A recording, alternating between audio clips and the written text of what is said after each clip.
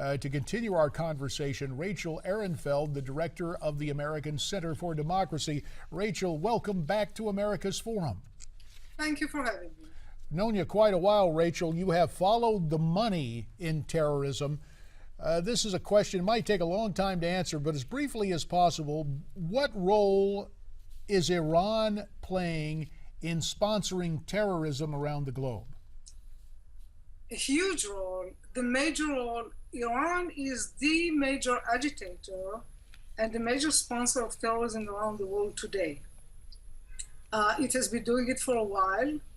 Anywhere you look, in the Middle East, of course, they have just, last week they helped take over, the Shiites helped take over Sana'a in Yemen. The Hezbollah is very much alive and well in Venezuela and operates throughout Latin America. They have all kinds of training bases there, etc. They smuggle people in from Mexico through the border. If you go to Africa, the Africans not only have Ebola, the Africans have also both ISIS, but also Iran. Iran fingerprints are everywhere.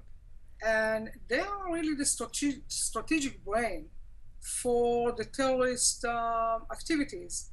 While the Arab Sunni countries are providing money, the Iranians, and they made this agreement back in 1992, that the Iranians will provide strategy and the rest of them will pay the money and provide soldiers.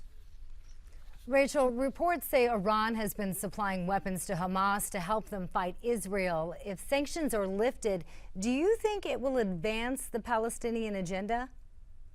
Of course it will. They are not only providing weapons to Hamas, they have provided weapons to the Palestinian Authority during Arafat days, and they continue to provide weapons and training to Islamic Jihad as well. So are you basically saying they should not, under any circumstances, be trusted? I don't understand. Iran. What happened to, you don't negotiate with terrorists. The moment that you start negotiating with them, you actually acknowledge them. You acknowledge their legitimacy. Why have we done it to begin with?